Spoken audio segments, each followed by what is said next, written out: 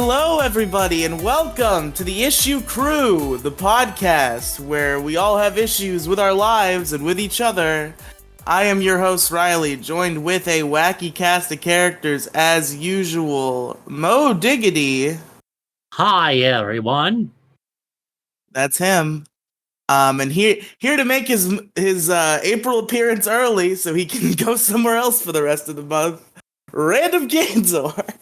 It's Random Candor, everybody, the number one host of all time, and today He's here every week, the best one. And I'm here 100% of the time on good episodes, and I think he's on all the good ones. Yeah.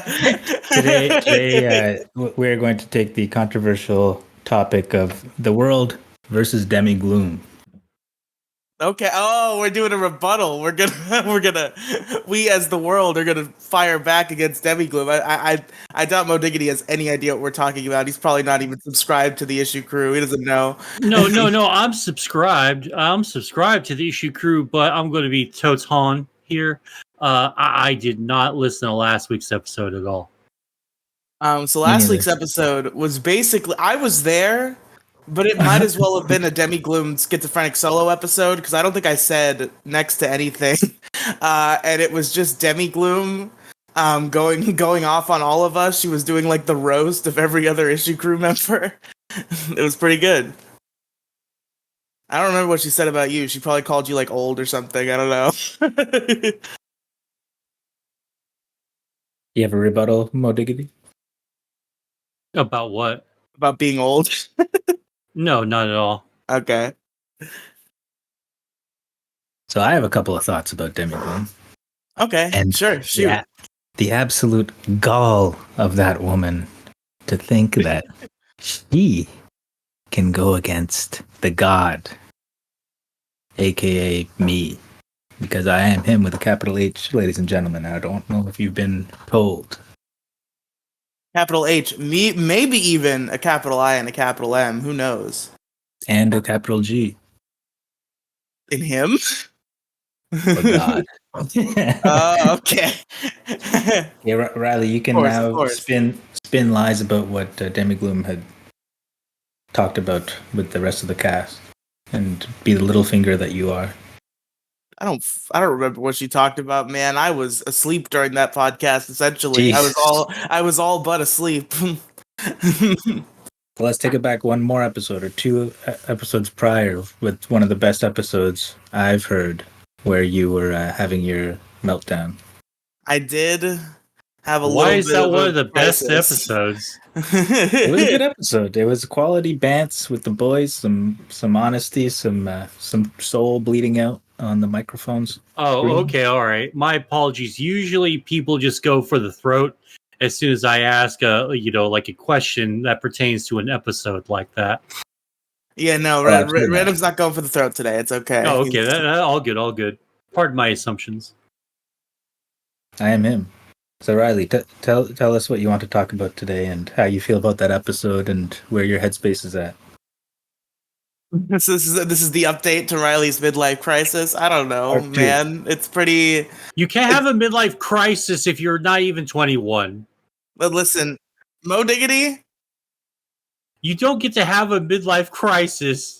I guarantee you, this is far past the middle of my life. Yeah. Oh, you can't fucking everyone. Oh, fucking shut up! Everyone your age, including me, has fucking said, "Oh man, I'm going to die by the time." Yeah, of course. Like everyone, says that at that age.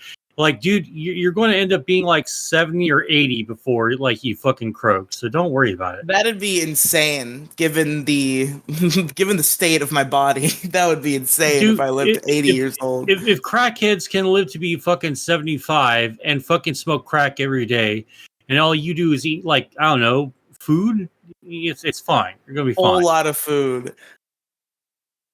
Wait, what daily crack smoker lives to 75? You want to know what happened to me today? Somebody, okay, this is my own fault that I admitted to this, but it was just really funny that somebody even brought this question to the attention of a group of people. I was on the floor at my job, and they were having a conversation about whether somebody could eat 40 chicken nuggets in 40 minutes. And I was like, I did that recently. Like, of course you can do that. Dude, if there's money involved, I wouldn't even say anything. I'd go for it. 40 nuggets. I bought 40 nuggets on purpose and ate them as dinner twice, many times. That's a daily routine. Not daily, but a few times. At least 3 times a week. There's a combo deal at McDonald's where for like $17 or like $16 or something like that, you get 40 McNuggets and 2 large fries. And I'll get it and I'll like kind of share it with whoever I'm with, but like mostly it'll be mine and I'll eat it all. Do you eat the fries too? Oh yeah. Oh shit. So what do work people say? They were just they were entertained by the thought. They did a laugh about it. They laughed? Yeah, but not like a mean laugh though. Was it a nervous laugh? It was just a laugh because it was like, oh, haha. Damn, you crash landed on their reality. You grounded them. I was like, you really think 40 McNuggets in 40 minutes? That's a Tuesday for me, bro. Like, come on. Nuggets going up. Nuggets coming down. It's going up on a Tuesday, Riley. You're so white. I know. And then I'm perhaps one of the whitest kids that you know. Nice. Would be an accurate description of me. Ripped a boy. R.I.P. Trevor Moore. Forevermore. Riley, what else? Tell us a bloomer story in the past week. I know you got them. Like I need to be reclarified on what bloomer is. Like a life improvement story. Is that what bloomer is? Okay. Yeah. I don't think I have any for you. That's where you're wrong, Riley, and that's why you're wrong about your life expectancy. Because after this episode, you're going to be a changed man. Okay. All right. For the record, I was going to bring some lighthearted bullshit topic to talk about. If this is going to get serious, I'm going to feel silly. We had like a whole... Listen, I knew what maybe I was getting into, but Random Candor didn't bring it up when we were discussing topics, so I thought maybe it was a joke. But no, I think we're here for real. I think he's about to therapize me. I'm about to be therapied. You will be exercised. No pun intended. So, Riley, tell me about your childhood. You know... You mean 3 days ago?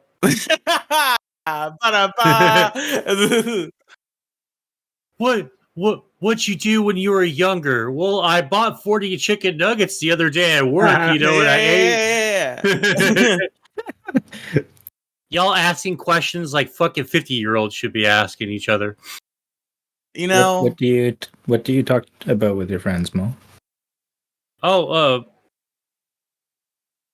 We just talk about bullshit, really. We don't really... I mean, sometimes we talk about nostalgia and all that, but mostly it's just how much we hate our fucking jobs, but we're glad to be alive. He plays Call of Duty and says racial slurs with his friends. That's how... No, I don't. I don't say racial slurs. Every fucking buddy else does. Moediggity doesn't say racial slurs, but his friends do. He plays Call of Duty with his slur-saying friends. And I fucking try, and I try, and I try. Dude, all right...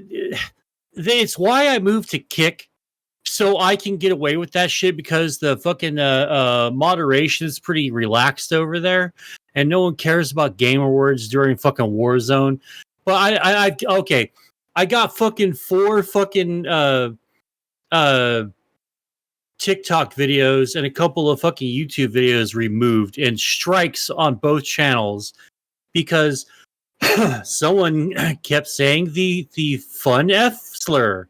Now, how does the fun F slur make it to TikTok, a platform where you post cutout clips that you have to cut out and edit yourself? No, but Riley, you don't get it. They were saying it on Kick, though, and that's okay. No, not on Kick. No, this is on YouTube before I moved over. I don't know what ground you're standing on, Mo. No. I moved to Kick after... I moved to Kick after this shit happened, because I'm like, oh, Christ almighty.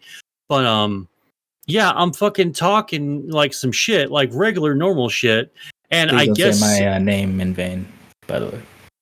Oh, shut up. And I'm just talking some shit, and then all of a sudden, like, I guess they said it, and the algorithm is all knowing, all seeing, all hearing, and I didn't catch some gamer words in a couple of clips, and I guess someone got a little bit booty mad and reported like 4 of my shit with like all my friends I was playing with. So I got frustrated, and yeah.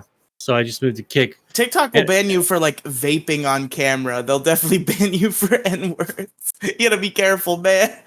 Dude, I'm just like I don't even know if I'm even gonna fucking put any effort into TikTok anymore since our fascist piece of shit fucking government wants to fucking ban it. They want to do more than ban TikTok, buddy. That bill is unfortunate for the world. Dude, like every time I see fucking bills like this, it makes me hate this fucking stinking country even more and more and more, man. Like I hate the population so much, man. Yeah, wait, so Moediggity, the TikTok like videos, they're what, 15 seconds a piece? I'd say about like 35, 45 seconds a piece. And you put in like a lot of effort into them and just to get them wiped down? Oh, well, I wouldn't say effort. I would just say, oh, this was funny. Clip this. It's funny. Put it up. It's funny. Do numbers. Yay. And then yet you failed to recognize F slurs in a 35-second clip. Well, because like I was fucking like talking over people. I was yelling. That's why. Because in the clip I'm yelling at. Yeah, it's in the background. I don't know who fucking like said it. Because all I heard was bundle of sticks. A little background F slur slipped in on the side. It happens. It happens a lot, man. Like the dog whistle.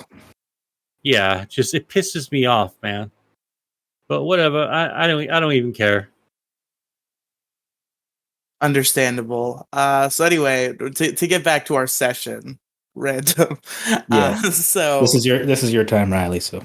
Of course. So, my childhood, I'd say it's become a fairly standard one. I do come from a split parents, but I think seems more common than not nowadays. I was raised by both my parents until I was 5, and then my mom and my dad broke up, and now I live with my single mom. The revolving door of boyfriends is probably a low light in my life. That might be where some of my stuff comes from. But I think by the time she got to the really bad one that lasted for like years, I was already like 13. So I know that he's mostly an example of what not to do. But regardless, though, standard childhood, raised by my mom, had some grandparents. My grandparents are cool. My grandfather passed when I was like 12. My grandmother's still kicking. I think fairly standard childhood. I couldn't describe any big like trauma that occurred when I was a child. Like I think it was fairly normal upbringing wise. Dad in the picture? Dad in the picture, at least for a while. He moved out when I was 5, and then he was around for the next like 5 years or so, and I would see him all the time. And then like when I was like 11 or 12, he moved to Massachusetts. I saw him a couple more times after that. And then as of, I believe I was 13 the last time I saw him. I do still talk to him occasionally, but it has been 7-8 years now since I've seen the man. And did you go to elementary school till grade 8 or grade 6 once your school changed?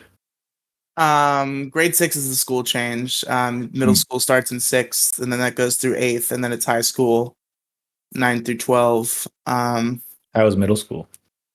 Middle school was fine. Go on.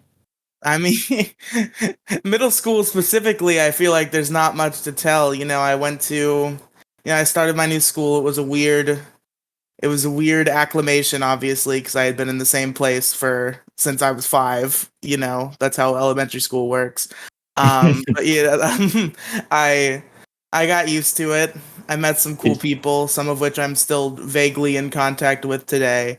Did you go to a feeder middle school? So like a lot of your elementary school friends were also there? No, because I went to a public elementary school, just like regular style, whatever I was zoned for. And then middle school, I went to a charter school, which is like a small public school where they do a lottery for who gets in, and like it was the school for smart people or whatever, basically. And except you didn't actually have to be smart to get in. It's just it so happens that a lot of their alumni were known for being very smart because they're a very like intensive academic school. But you know, kind of sucked at it. But like that was the reality for all of middle school and high school, basically. So your grades dipped in middle school? Yeah, I did pretty good in elementary school. I remember it being like an ordeal when I got my first C. Like that's how good I did in elementary school, and then suddenly I get to middle school and it's like, oh, 4 Fs. Uh-oh. Any subjects you were good at? I mean, a lot of it came down to just like me not doing like work ever. For some of them, at least early on. I'm pretty good at like English stuff. At the very least, like if I study for like whatever I need to know in English class, I will just like pass and get an A. It's not that hard. Math has always been the biggest struggle. I'm very awful at math. I'm so bad. Completely. Math is actually what stopped me. There was one, I was getting like D's and F's consistently, and then there was like one quarter in high school where I was so close to making honor roll, but I got a C in math. Usually I got F's in math though, so the C in math was also an achievement. But what about in grade 6? I don't quite remember grade 6 specifically. I believe But math was not a problem until middle school. Yeah, like 5th grade, I think was just it only got as far as like basic multiplication and division, and it's like, yeah, long division's kind of hard, but like I could figure it out. And then anything beyond that is like, oh no. Were you depressed in middle school? I feel like I have a hard time pinpointing exactly when my depression started. I feel like it was only ever a major factor in my life, like starting at 18. But I think it existed to some extent earlier than that, but I can't exactly pin down like when it started. Because it sounds like by the time elementary school was done, you lost 2 father figures. Yeah, probably. And then your grades suffered. I don't know if those two things are connected. Being entirely honest, I'm not going to give myself that much credit. I didn't say they were, but that is a true statement. Yes. And then, did you get friends like soon after grade 7? Did you find your crew early on before Christmas break? Yeah, I mean, I'm pretty good at finding friends like pretty quickly. Like, I think a lot of my connections in school were just like effort was not put in either way at retaining those connections, but like within the school walls, they were very quick and easy to make because I've always been a sociable person. Did you put on a mask like Dream? I mean, to an extent, I think like everyone puts on a mask at all times, but I've been loose with mine historically. I'm not a very like guarded, I'm going to pretend to be somebody I'm not person, and that resulted in a lot of people thinking I was a big dork. But it also resulted in a lot of people thinking I was funny and being my friend. So, you know, a 50-50. Did you ever have people come back in your life later and be like, yo, like, Riely, like, you know, I always respected how you were just yourself the whole time? I don't know if I've ever had an experience like that. Probably not. You know, high school? High school was like fair. High school was kind of split into two for me because the middle school I went to also offers high school, but only up to a certain point. And then you had to like pass like a test. It's like a dual enrollment college thing to go into junior and senior year. And obviously, I just established that my grades were awful the whole time, so I couldn't do that. So I did 9th and 10th grade there. So same place, same people, essentially. It was basically years 4 and 5 of middle school. And then I went to public high school for my last 2 years. And how was that? That was fine. It was definitely very like it was much more relaxing and casual than dealing with the smart people school. Like there were uniforms in that school, whereas in public high school I could just show up in a t-shirt and shorts, and that was rad. And a lot of the people, they were just like a more interesting, diverse cast of people to meet because it was a much bigger school, and also it wasn't filled with a bunch of little preppy boys who are gonna get a bunch of college doctorates and shit or whatever. You can tell that I have pursued no further education past high school by the way I said that. But was it a boys' school? It was not a boys' school. It was both. Did you ever like date? No, I've never dated. I like asked a couple girls out and got rejected. That probably like it was middle school and early high school where that happened, and I think that instilled the great fear in me, and thus I have never built the courage to ask somebody out since I think 9th grade. Is that true? Yeah. It's a courage thing? Yeah, I think it is. I mean, it's just like I get scared. I'm like, oh, what's gonna happen? It's like even if they say no, I don't care. The thing I'm nervous about is if I'm trying to ask out a girl, chances are I like that girl as a person. I don't want them to like be freaked out by me because they know I want to date them. So if they say no and they're freaked out by it, that's the reality I'm afraid of, and that's why I don't want to do it. And also, I guess just getting rejected does also kind of suck. I did get laughed at once asking a girl out in middle school. That was pretty bad. So don't want that to happen again. I think I gave it one more go after that, and it was similarly fail. But not similarly. You didn't get laughed at. I did not get laughed at. I simply got rejected. What do you think that means? That you came back, you rose like Batman? I mean, I was quickly knocked back down. So not in the same way, though. True. The worst case scenario did not happen. That's right. So that's something I can take solace in. And now you have a podcast with tens of viewers. I know. It's so I'm such a big celebrity now. It's like that meme. You know that one meme? Which one?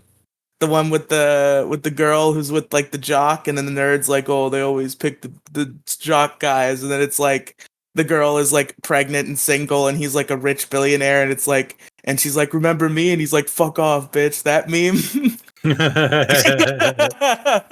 I love that one. Do you not see color, Riely? I never see color. That meme is very, very noticeable for involving all black individuals. It's true. I guess I'm known on this show for not mentioning people are black.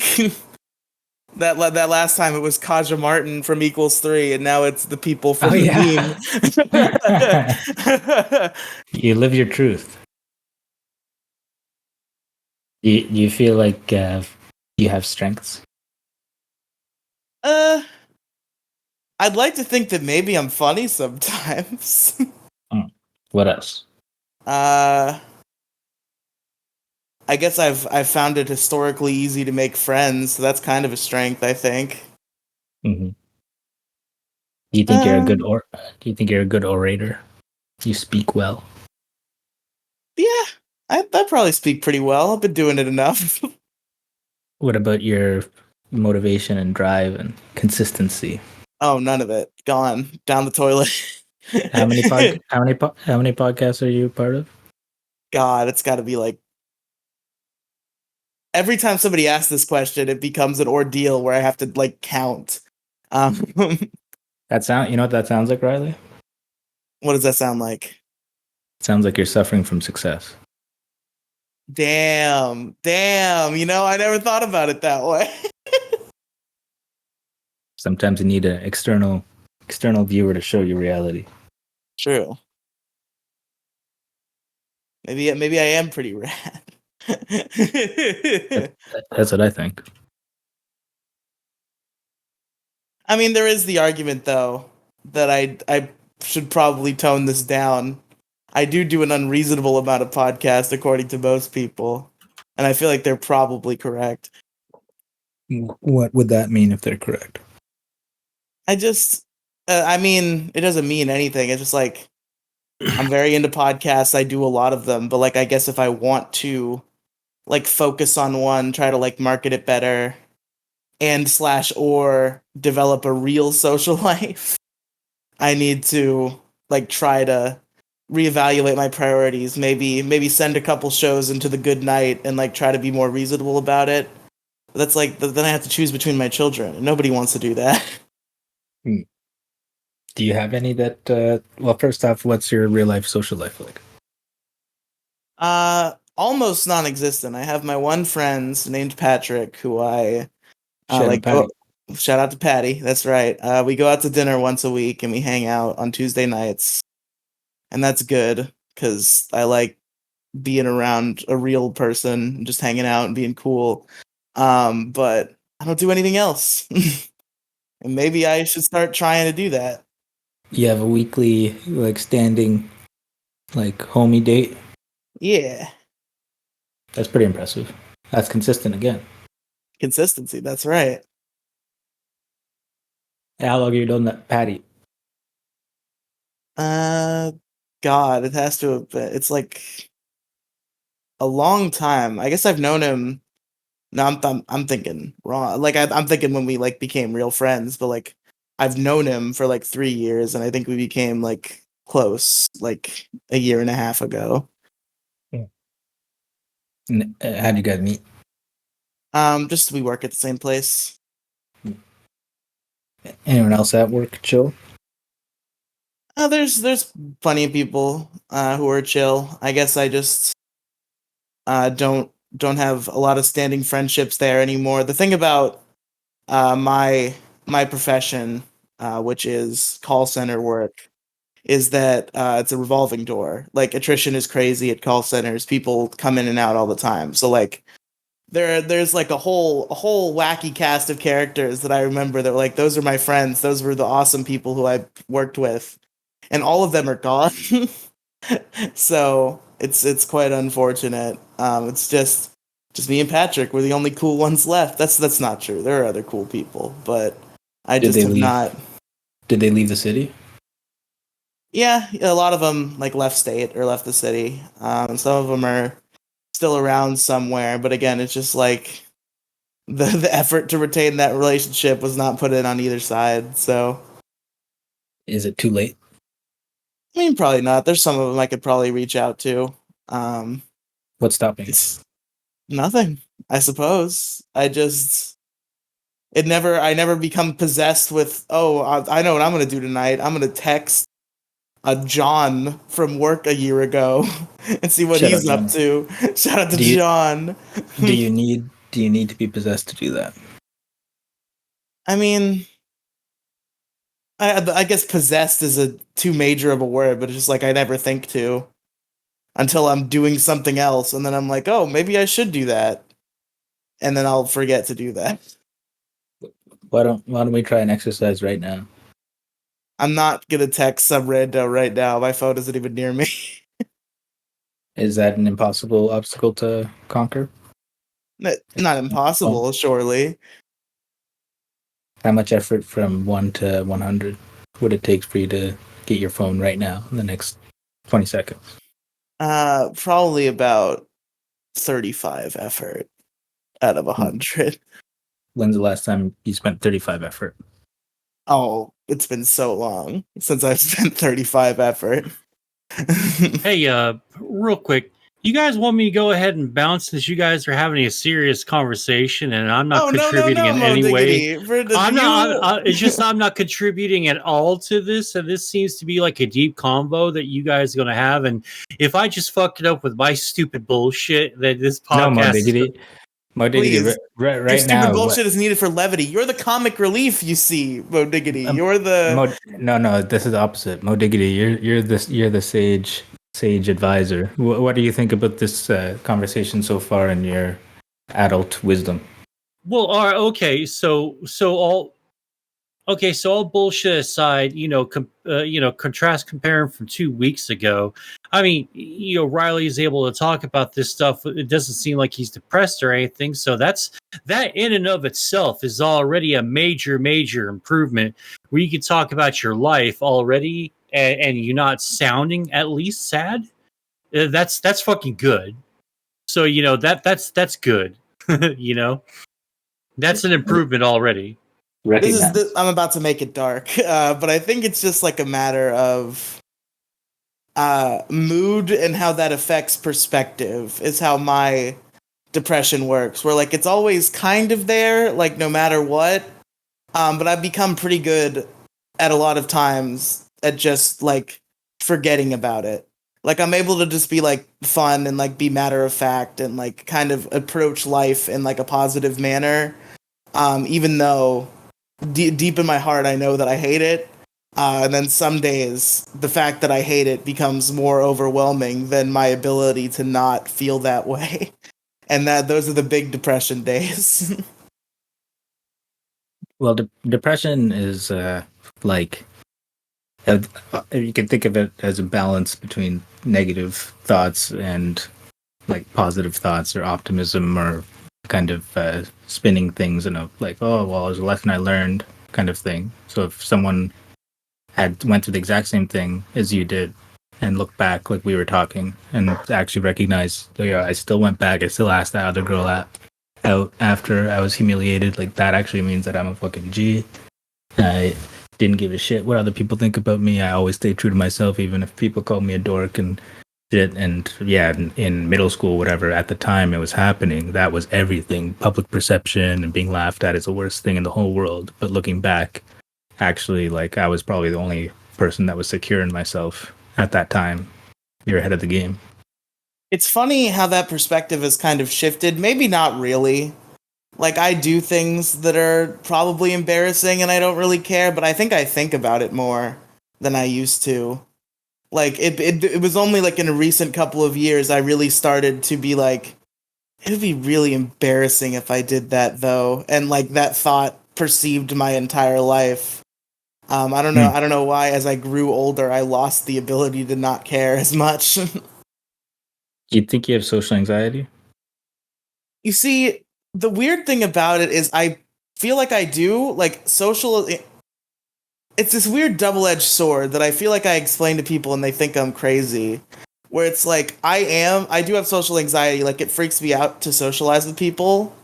But I am depressed unless I'm socializing with people. Like, I'm literally a textbook extrovert, like how extroversion is described as like the interaction like gives you energy. Mm-hmm. And it does. Like the only time I have energy and like it is when I'm interacting with people and like talking to people. But at the same time, talking to people really freaks me out a little bit. And yet you do it. And yet I do it because I need to. But like, especially with strangers is how I try to avoid, but it never really works out because everybody just wants to talk to me. I'm just this nice, smiley little chatty boy, which I'm glad that everybody thinks that about me. But I don't want to talk to everybody all the time. but I do. Suffering from success. True. So it sounds like despite your own insecurities and negative filter of is this person going to judge me, can I say this or whatever, you still say that shit most, if not all the time. The people end up actually liking you and wanting to talk to you more, proving your preconceived theory that you're an embarrassing guy or the stuff you do is not worthy of being liked. Wrong again and again and again. Yeah. And how many of these podcasts do you have with people who were recently strangers? I feel like 0. I think a lot of my podcast people I've known for a long time at this point. But not when you started. Well, I guess when I started, yeah, they were. I will meet a person and be friends with them for like 2 weeks and be like, let's start a podcast. Like that's how life with Riely works. You're not letting it limit you, bro. Moediggity, did you ever struggle with any of social anxiety or depression or insecurity growing up back in the 60s? He had to go to the bathroom, and he told me not to tell anybody that, but I'm saying it anyway. So he's currently unavailable. Duck in the dead air. No more dead air. Never will there be dead air on the issue crew, and that's a promise to you, the viewers at home. Viewers. Never had you viewer at home. You, Jason, editing the podcast, the only one who will ever get this far. He's editing it. Riely, when early on when we first met, maybe during an early podcast episode or something, but that's back when you're working at the call center and you were one of the only guys to have to go in to work and stuff. But it seemed like they didn't want to fire you, even though you felt that your work was substandard, or you took too long, you're too nice of a guy for the work. Yeah, that was just an era where like they had me sitting alone in the corner and I wasn't really doing my job, but like, yeah, they didn't fire me. And now I'm the IT guy. I'm big active. I'm everywhere. I'm doing the thing. What does big active mean? I'm running around. No longer am I alone in a corner. I'm constantly moving across the building, seeing everybody every day as I make the shitty computers function. Do you think that another way of looking at that is that they saw something in you didn't see yourself, and now they're reaping the rewards? Maybe that's true. That could be true. I think other people see you differently than you see yourself. And that is a comforting thought. It's factual. Self-doubt is a crippling thing, and I think the best repressor for that is to have it not affirmed. So, yep. And yet you go out of your way to put yourself in situations where if it were true, you'd be quickly reminded. What do you mean by that? Meeting new people, going out socializing despite the anxiety, in a way that if your fears of being embarrassing, being judged and stuff were true, then you'd be faced with that quite quickly. I suppose that's one way to look at it. How do you look at it? I guess the possibility that goes through your head when you're self-doubting in that way is that like it's a behind the back thing. Which I have seen happen in real time to other people. So I know it's possible. Depression is like a gray colored glasses as opposed to rose colored glasses. Yeah, it's opposite of rose colored glasses. You'll see the most suspicious thing. You will always put any of your strength or accomplishments into the hands of luck or generosity of others, whereas your failures are purely your own. Yeah. True. I think you're going to make it, Riely. I think you have made it. I think so too. I think I'm going to make it. I think you're right, Random Candor. I think this is a very, very healthy session. I'm feeling I got a smile on my face thanks to you and thanks to me also. Based. You can Venmo me $7,000. All right, hold on. I got you. Oh, so now you go get your phone, eh? Oh, Diggity's taking a shit or what? Yeah,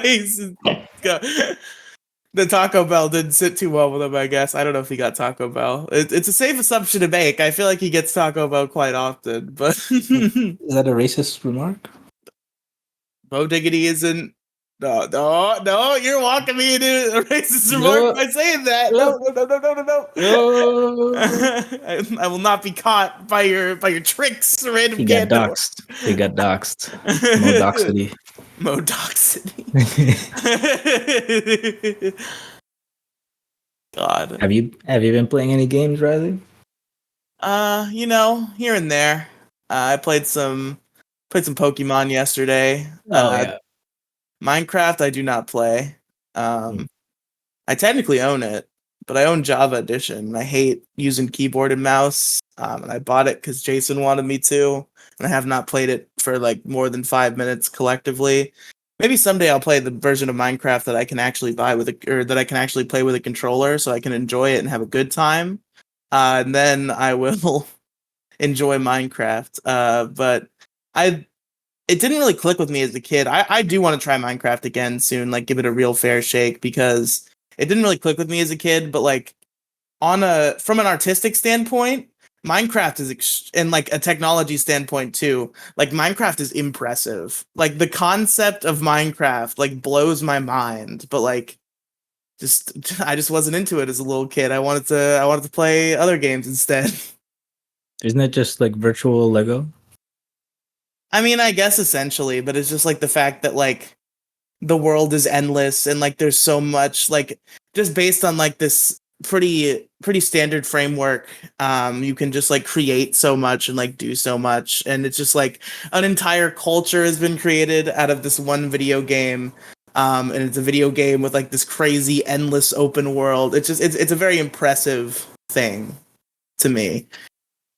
The possibilities are endless. The possibilities are endless in Minecraft. It only goes as far as your imagination can take you.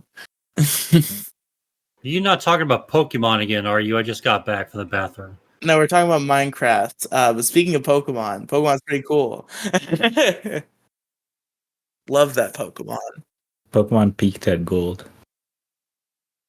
Listen, technically I agree with you. Gold, Silver, and Crystal are my favorite games in the series.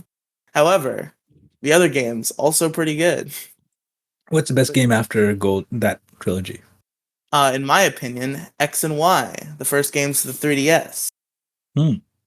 I'm a big fan of X and Y. They've got a big variety of Pokemon available to catch. They got a very nice and vibrant region. Just a lot of fun in X and Y. They vibe with me really well. I like all the new Pokemon. Even though we did get the least new Pokemon that we've ever gotten, I think that was to its service because the like 70 odd that we did get were very well designed. And the good times were had by all in X and Y. And it's not as popular of a game because people think it's like too easy or whatever. And like, yeah, maybe, maybe a little, but like, it's just a fun, good game. But when did what people think ever stop you from thriving? True, exactly.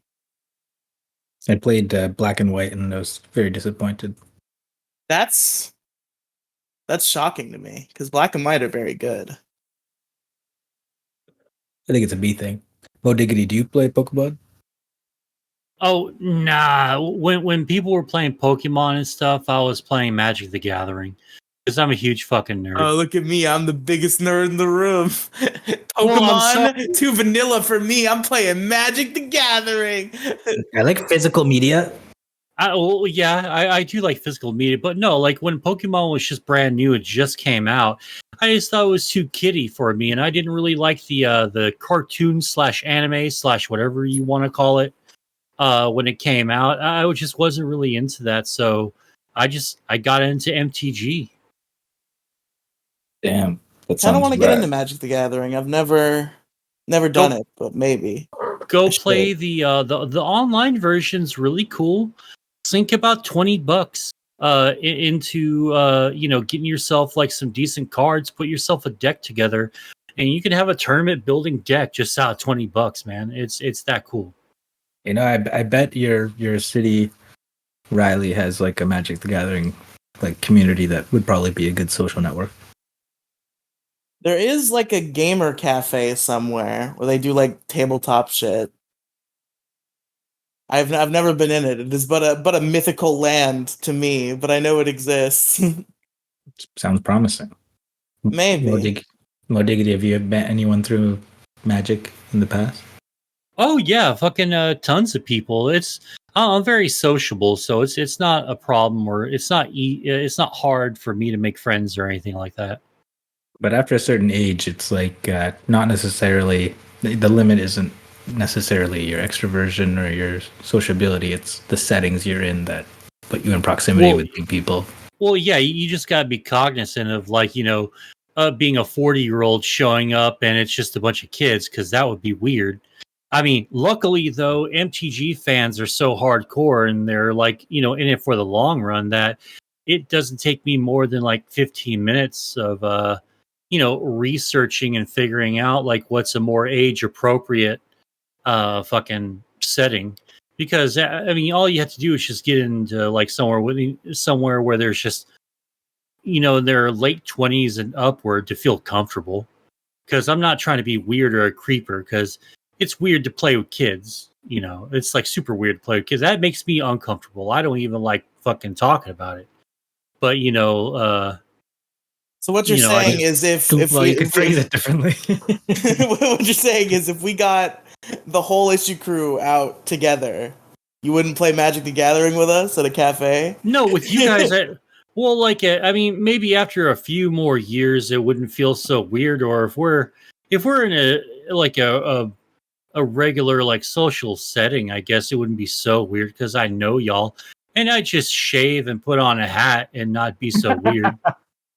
Well, because I can't just show up with like I can't show up with my gray beard like, hey kids, let's play some Magic of the Gathering. It is prerequisite that Moediggity shave before playing Magic the Gathering with us at a cafe, for if he doesn't, he will be arrested by the police. Yeah. No, I don't think I'd be arrested. I don't think I'll be arrested, but I definitely get a bunch of weird looks.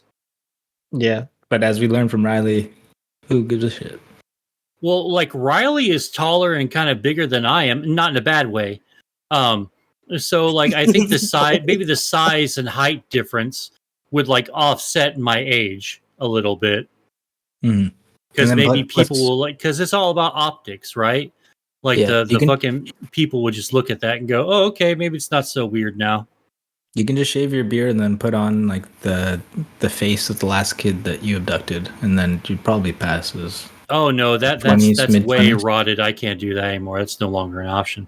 Anywho, yeah. Congratulations $20 on your sobriety. Oh yeah, thank you. It's been a while.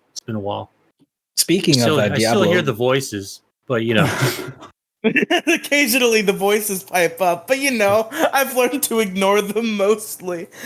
They're comforting. They're like old friends. Stop! I want to see my mom. Like that sort of thing. It's just weird. I'm your mom now, right? I'm your mama. The reason Moediggity is still alive, given that he's so old, is because he consumes the souls of children. So that's why the voices say that. I do like the rich Hollywood elite do.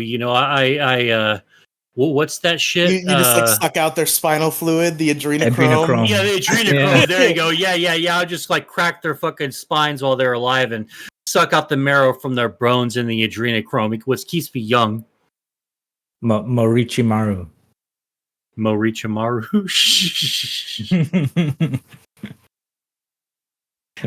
you're talking about Diablo. Tell us what's going on with Diablo 4. I heard it was sick. Oh, well, okay. So it's fun to play, but impossible to stream. And even after stream, like the beta was, it did well for a lot of people, but also shit the bed for a lot of people as well. I kind of consider it 50-50.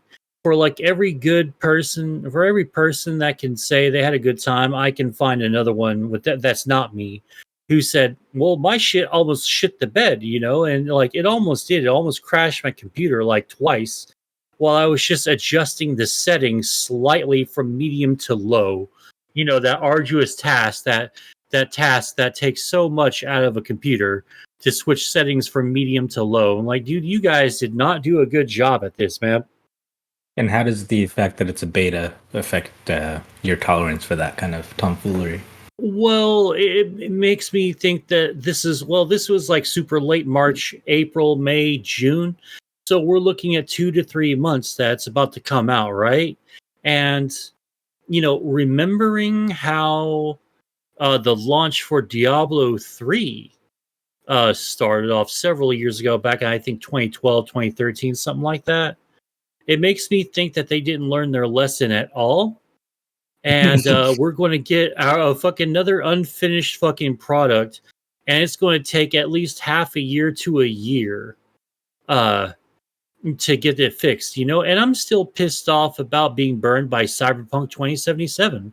I mean, that was a huge buggy fucking mess, and I'm still angry about it, and I haven't played more than an hour and a half of it because I'm just sick of the buggy fucking mess that I had to go through. And it just makes me mad that it's like if a friend asks you for $70, it'd been better just for me to loan the money out to anyone else, because eventually I would have gotten it back, or at least something like equivalent to that. When you buy a game and it's a piece of shit, you have to wait like a year or something to get it fixed.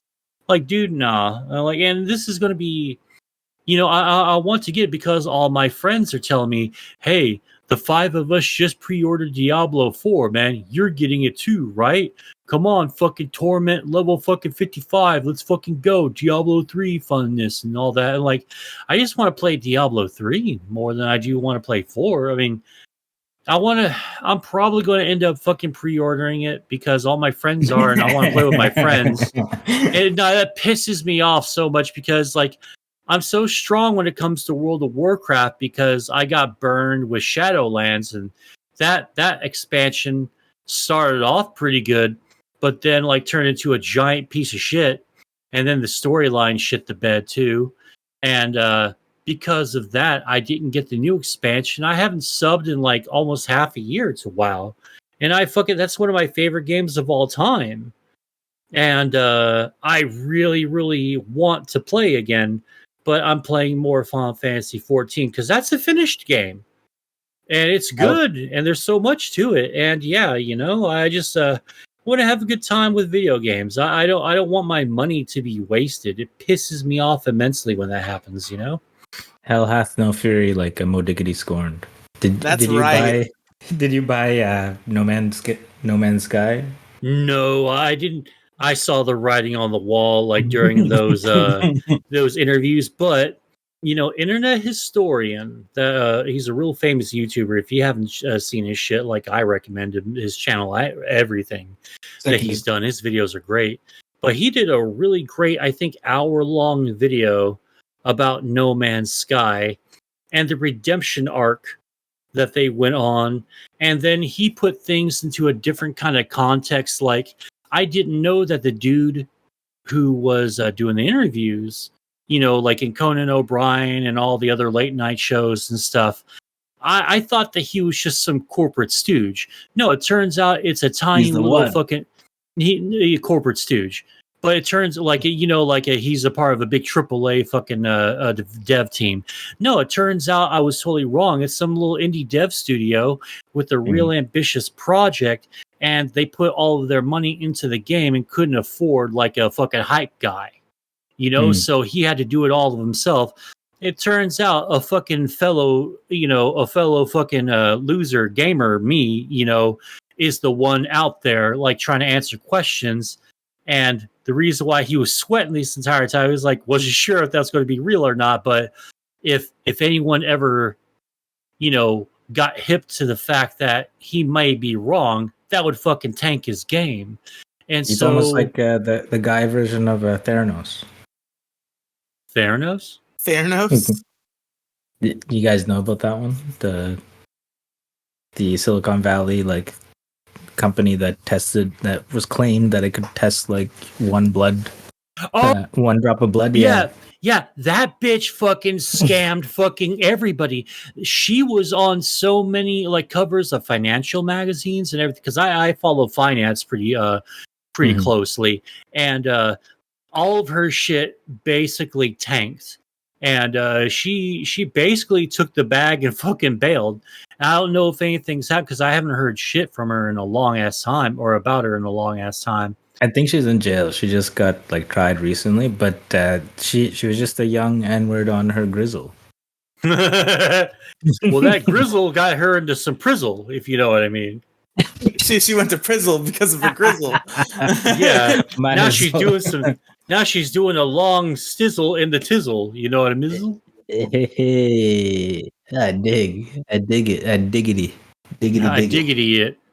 But anyway, yeah. There is room for redemption arcs. Even fucking Bethesda had a redemption arc with Fallout 76.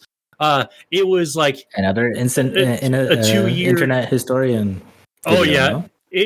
No? Yeah, but I was also, like heavily involved in that personally because I fucking love the Fallout series. Like, so I get Fallout 76. I'm like, dude, this is kind of lame, and this isn't anything that you promised. And then all the other stuff happened with it, like, burned again, and I was pissed about that. So hey everyone, breaking news. Beep, beep, beep, beep. I don't know if this just happened or if I just noticed this. Is Twitter a Doge now? When did this happen? Do what? The Twitter bird is a Doge now. Oh fuck! I haven't refreshed this page in like fucking 4 days.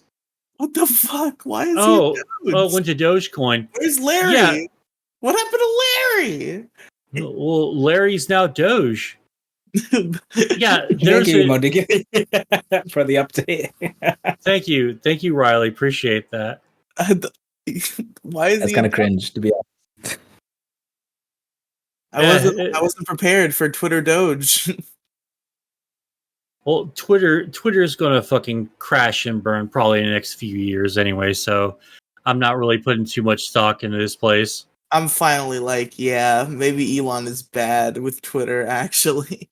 Well, like, dude, I mean, for fuck's sake, you can have an improved algorithm for the people who don't pay for Twitter and just have a better souped up algorithm for the people who pay Twitter. You don't have to dump everyone into the undiscovered box. And even the undiscovered don't even see half your shit, man. That's not fucking fair. I mean, not my fault you spent billions of dollars, dude. That wasn't my money you blew. That was your own. Not my fault. It was the banks. Yeah, but yeah. I'm just getting sick of the being burned, and I don't want to be burned. I want to always enjoy. Like, I'll tell you this: I'll accept a shitty game. I'll accept a bad game. I'll accept a bad port. If the game sucks, the game sucks. It's not a big deal. But finish the fucking game. That's all I've ever wanted. Like, you want the increased price, you want your $70 reduce? Fine. The game better be fucking finished. And, I'm fearing that Diablo 4 isn't going to be finished by the time it's ready to go. And I'm having nightmares about the Warlords of Draenor launch, the Mist of Pandaria launch, Diablo 3, Cyberpunk 2077, fucking Fallout 76. I'm having nightmares about all the times I got fucking burned because the games weren't fucking complete when they launched, I mean, Jesus, what are you guys doing with all the money? I mean, I probably know what Blizzard's doing. Probably like buying breast milk or like sexually harassing chicks, but it's just Jesus Christ, man. Come on. Just give me a finished game. That's why most games I play that came out less than 5 years ago are Nintendo games. I just play Nintendo games and old games. Yeah, you can pretty much like set your watch to like how much the quality of a Nintendo Switch game will be. It's almost always finished. Every once in a while you have some problems, but there's nothing really to write home about or even make a bitchy YouTube video over. It's almost Nintendo, always entirely been hold on, let me finish this point. It's almost always been PC ports, PlayStation or Xbox. It's rarely ever been Nintendo. I think Nintendo games are just like so solid. Like, so rarely does Nintendo drop a game that's really bad. It's just like sometimes it's like maybe this is just more of the same, but like the same is still fun. Like, yeah. That's the standard. Like, the worst you can say about a Nintendo game is like, oh, it's samey. But like, yeah, it's the same as a good thing, so it's less good because it should be a new thing. But like, it's still good though. The same good old fun. Yeah. The best thing about Nintendo is all these industry cocksuckers, all the fucking quote unquote video game with a million fucking quotation marks journalists always say, we need gaming to be for everyone. Well, it doesn't work like that. Moediggity, I need to stop you there. What do you mean by a million parentheses journalists? Oh, well, because there's no such thing as gaming journalists. They don't exist. It's literally all a bunch of fucking overpaid bloggers with their own personal politics and stupid opinions. Like, just shut up and just tell me if this game is good or not. Like, I want to go back to the days of the reviewer. You know, the Adam Susslers, the Morgan Webbs, the fucking Game Spies, Game Spots, Game Informers. I want Jeremy the Quarterings. Oh God, no! Fuck no! Please no! Don't make me watch another quartering video. Jesus Christ! I mean, I try to like that guy, but he's so fucking like. You could tell like who grifts on there, and like I'll give him credit. He's a shameless grifter, and he admits to it. I have no problems with the grift, but don't. I think once upon a time, I believe that he was actually. A normal guy, him and like the Geeks and Gamers guys. I swear, but like around the Star Wars bullshit at the start, they seemed like they're just standing on their shit, and then it just got more and more tropey and more grifty. The Jeremy from G&G used to be a real genuine guy, and then that money dick started flopping around, and he put it down his fucking throat, and he's been thriving off that. Like, dude, money and power corrupts absolutely, man. And it's the skeptic community all over again, except with this time with pop culture media. But anyway, so I don't forget what I was talking about. Gaming can't be quote unquote for everybody because everyone doesn't like anything at all ever. You can't convince, like, for instance, you can't convince everyone quote unquote to do anything. So trying to put out a one solitary single game on any system is just going to lead to disaster. Out of 10 million people, you might get 1 million, but you aimed for 10 million, and that's what your price tag was, and now you're not even breaking even. Like, fucking Destiny 2 went free to play just because it didn't, it just didn't fucking do well enough. And even looking at fucking Dragonflight for World of Warcraft, it's just not doing well enough because the last expansion and everything that happened there. But Nintendo has games for everybody, but every game isn't for everybody. Like, you can go to a certain group of games. Like, I'm not too hyped for Pikmin, but I'm super into Mario Maker 2. I'm a little bit weird on like, maybe the new Zelda game's going to be pretty good. Like, I played Breath of the Wild a little bit, and I'm a little underwhelmed so far. I'm still, well, not too, like, a couple of hours. I'm like, okay, so where's the fucking fun come? Because this is a little bit of an empty world, and I'm waiting for the fun to come around. Like, not a whole lot of Zelda games really have that problem, but whatever, that's opinion based, anecdotal, if you will. But there are games for everybody. It's just not every game is for everybody. And I appreciate that from Nintendo, because anyone can pick up a Nintendo Switch and play, a game of their choice. There's something for everyone there. You just got to, like, see what you like. And if you don't like the new shit, there's all the emulator stuff on there. Legal emulation. There you fucking go. I fucking dig that. Anyway, / end rant. Pardon me. Yeah, Nintendo's just good. And that's always how it's been. The other games, sometimes they're good too, but Nintendo, every time. Always. Yeah, Nintendo is always consistently good. Like, even if you don't like the game that comes out this month, next month it's going to be a fucking another banger. For every Pikmin, there's like an Octopath Traveler or something like that you can look forward to. I should play Octopath. It seems pretty rad. It's super, super fucking cool. I'm super into it. I want to get into JRPGs so bad, because, like, they're so cool and they're so fun. My attention span, man. The only thing, I'm fucking 8 years old. The only thing I can pay attention to is Power Rangers, Moediggity. If I try to pay attention to anything else, it doesn't work.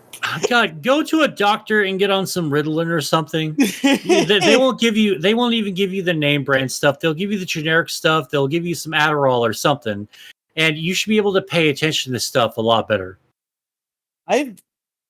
I do think about that sometimes. I was diagnosed with ADHD as a child, and I think that maybe if I did get re-diagnosed, because I have an awful time focusing, and that's usually attributed to that type of stuff.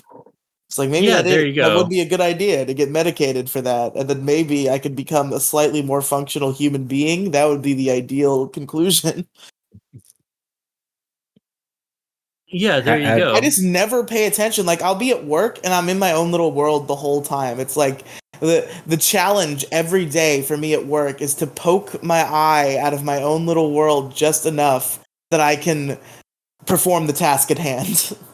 But I'm always just like in my head thinking about how much I liked the episode of Power Rangers I watched earlier that day. And it's just like I have to do everything passively almost.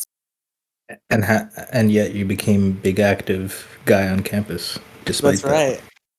They call me Big Active. Maybe that should be my rapper name. Maybe Straight Chain's dead. Maybe I'm Big Active now. Your name was Straight Chain? Yeah. Pretty good. But that's my rapper name, is Straight Chain. Oh, Christ. I've forgotten all about Straight Chain. What's the lore? Give me the lore. Straight Train. Yo, Straight Chain. I don't really ask Riely. He's the ground zero of that's fucking just, lore for that.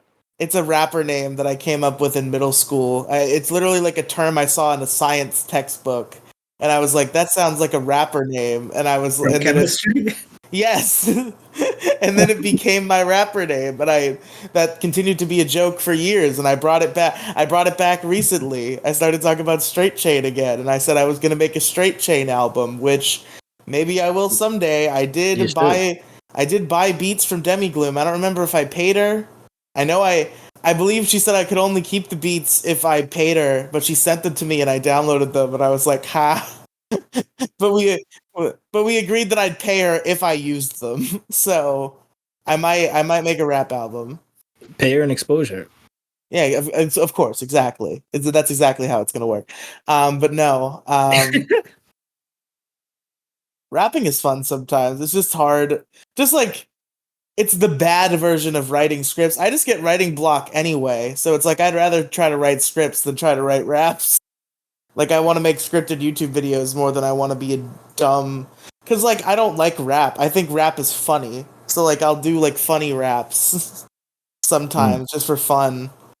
Like when I did the feature on Fuck You Jason Part 7 or whatever for Demigloom. That was pretty fun. I was supposed to do it did drop. It's out there somewhere. You can hear me rapping. It's out there.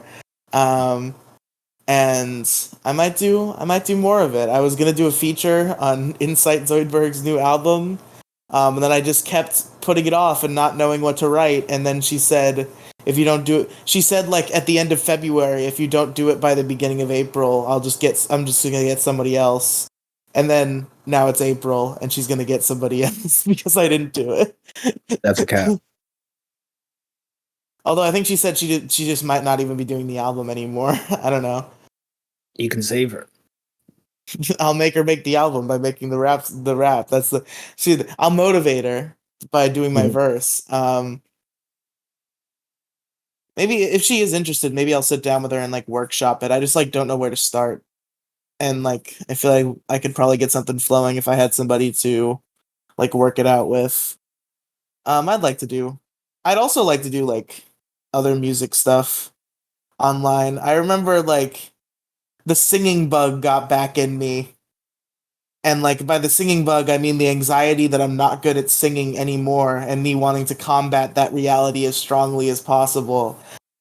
Is that I did like a vocal recording for Demigloom's song, and like it's not even recognizable, and that was the point. Like it's all like robotic and shit, and it's like auto-tuned. That it was supposed to be that way. I watched the episode. What episode? Oh, I did talk about that. I forgot I talked about that. I forgot. I probably talked about all of this then. No, just sometimes I forget. It sounds like you have the raw material. Yeah. And Demigloom is a good coach. Yeah, it was just like going through that recording process, though, I was like, holy shit, singing. Mm-hmm. And it's like, sometimes I think about singing a lot, because like that was my entire life, like back during school time. Like I think for a lot of my school life, not all of it, unfortunately, because like sometimes like scheduling and classes didn't work out. But for a good few years out of my high school life, I did do like choir and theater, and like that was always kind of my thing. And you came back when you could have just abandoned that whole avenue and said, "No, that was the old me. I'm not good anymore. I'll never be good enough to try it again. Everyone will laugh at me." But you didn't. That's right.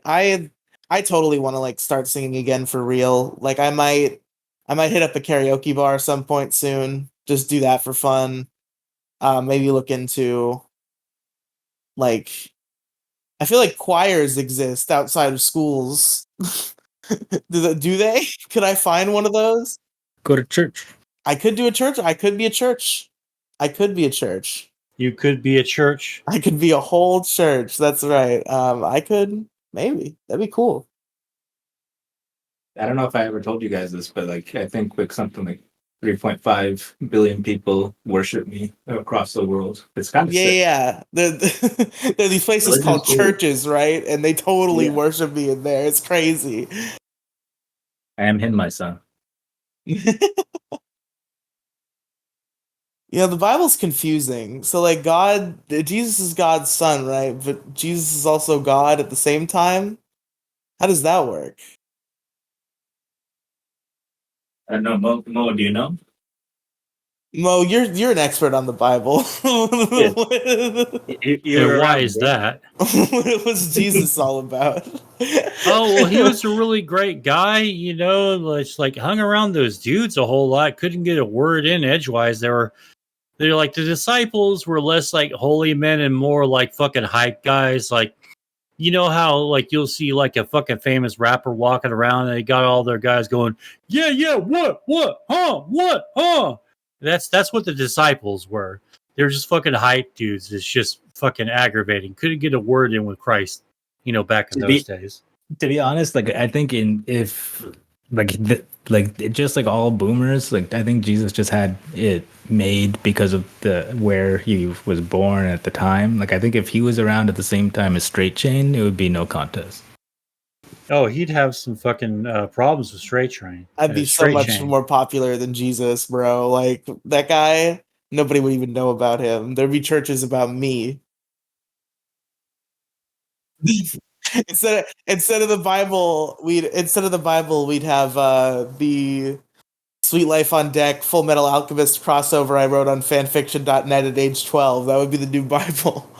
I think like you'd be so intimidated that there would actually be like straight people that would be a sin. Yes.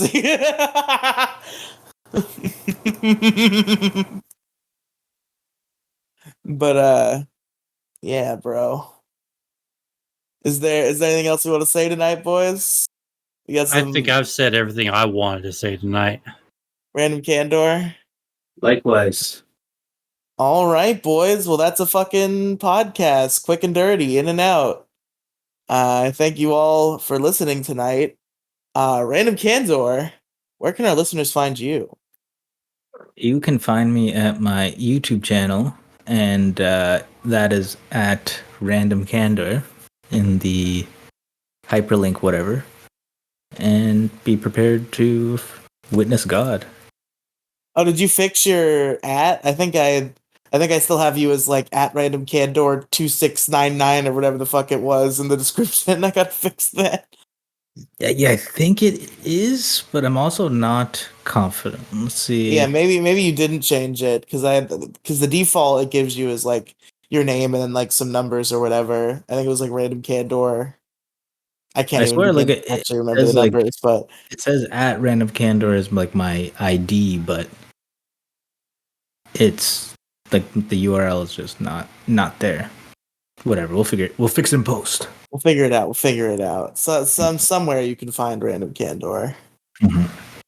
Is the Measly Few podcast still going on? You know it. You coming on? Sure. If we do it at a time that I'm available, which has become easier said than done nowadays.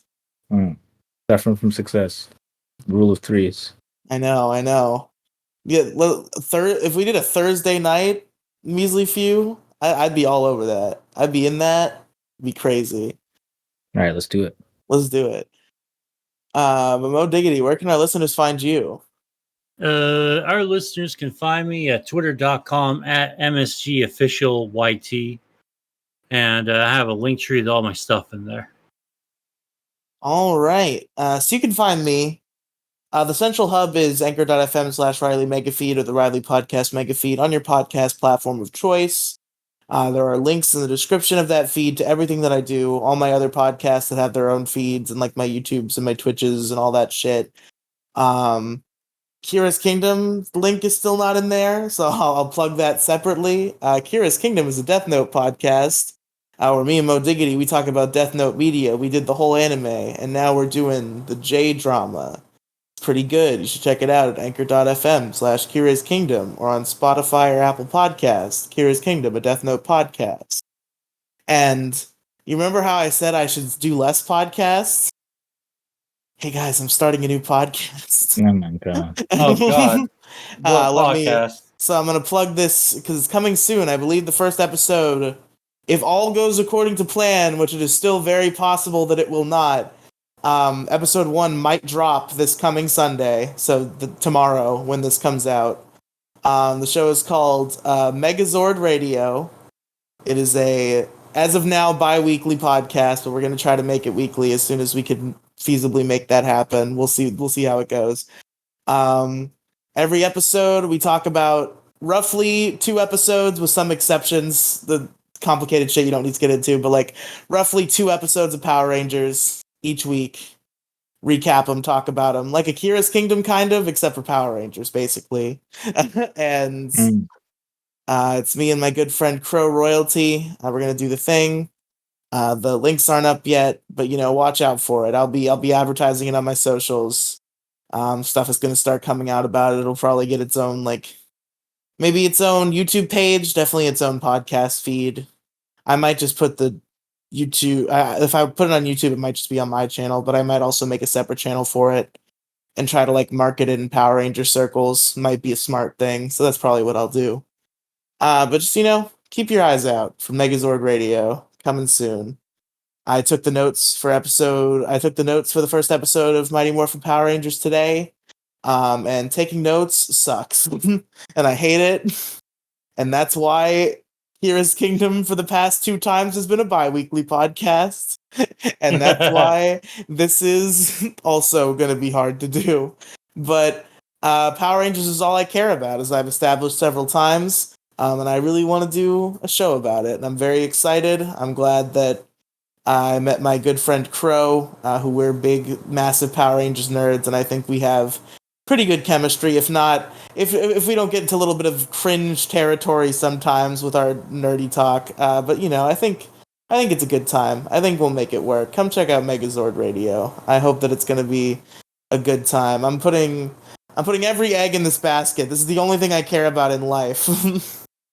is Power Rangers. So I'm doing a show about it. Come check it out. Peace. But thank you all for listening, everybody. And we will see you next week. Bye. Goodbye. Cowabunga, dudes.